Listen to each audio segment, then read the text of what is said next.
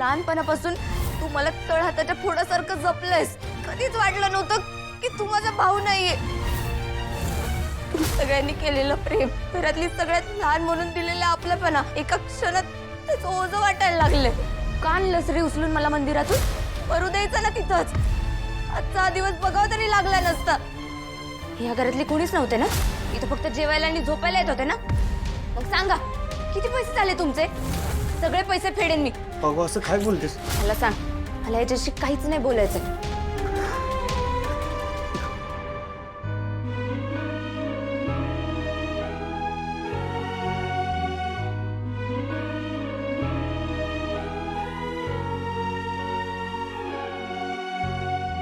सूर्या, काय झालं? तू ठीक आहेस ना? हा ठीक आहे मी. सूर्या, तुळजा,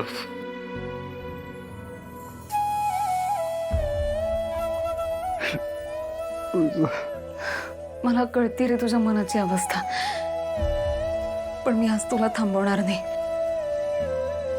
तू रडून घे. तुला जितकं रडायचं ना तितकं रडून घे आणि मोकळा हो.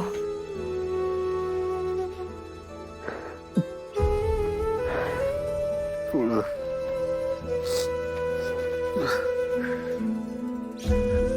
तुळजा, भागू का अशी वागते मला कळ ना ग. मला मान्य आहे माझी चूक झाली,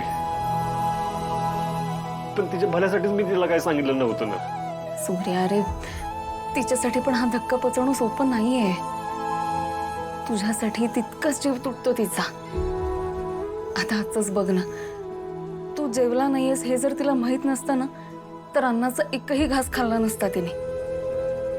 पण जेव्हा तिला कळलं ना की हा तुझा उपवास आहे, तुझं जेवण किती गरजेचं आहे, तेव्हा अगदी खोलीत बसून का होईना पण जेवायचं ठरवलं रे तिने.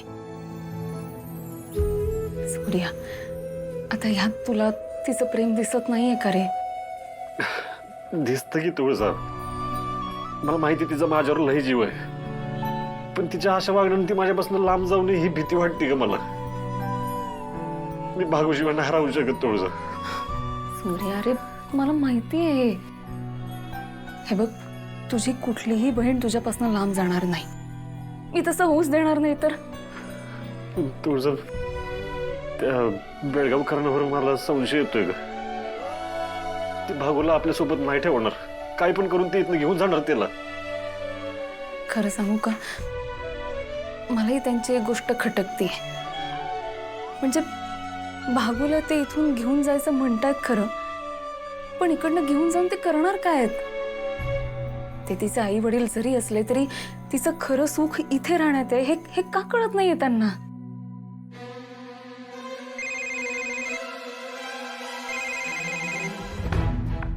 हॅलो, हा मी प्रभाकर बेळगावकर बोलतोय. मला जरा तुम्हाला भेटायचं होतं. अहो पण एवढ्या रात्री? हा, भेटू शकता का?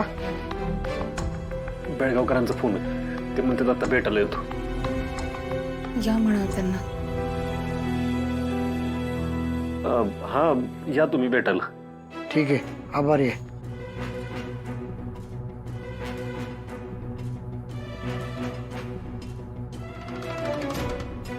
एवढ्या रात्रीचं का भेटायचं असेल त्यांना? आणि एवढं गडबडीचं काय बोलायचं असेल? छत्री, ये इकडं.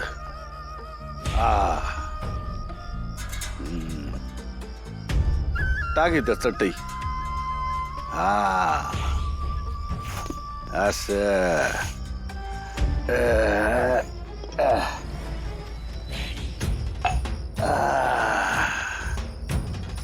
अरे वा वा वा वा.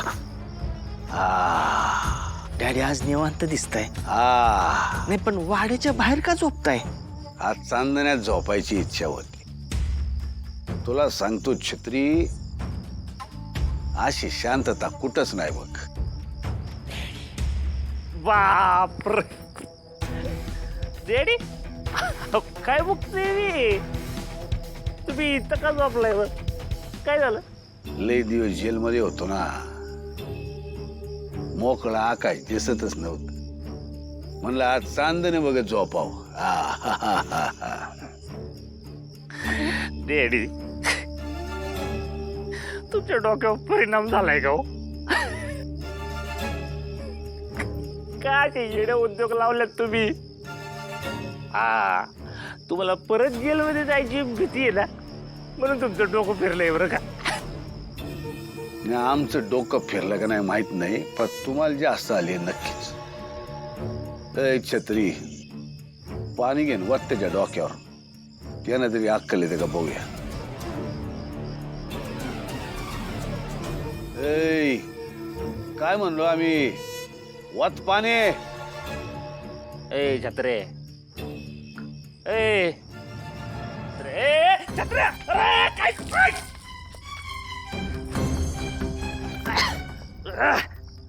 डॅडी काय चाललंय? तयारी सुरू आहे चिरंजीव. आपल्याला लवकरच एक लढाई लढायला लागणार आहे आणि ती जिंकावी बी लागणार आहे. कसली लढाई? कसली लढाई? तुम्ही फिरताय दारुड हुसून आणि तो सूर्या फिरतोय आमच्या विरोधातले पुरावे शोधत.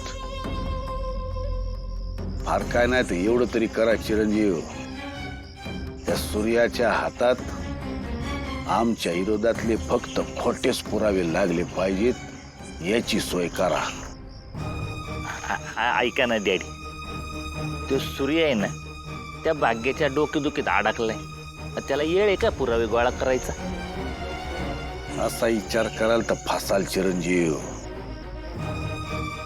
लक्षात ठेवा, तो सूर्या एकटा नाही, त्याच्या बरोबर ती तुळजा आहे.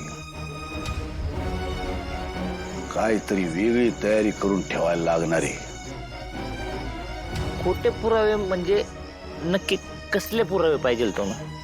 पुरावे ते वाटले आमचे पाहिजेत, पण असले मालांचे पाहिजेत. त्या पोस्टमॉर्टम रिपोर्ट मध्ये त्या शालनच्या नाकात धागे सापडलेत.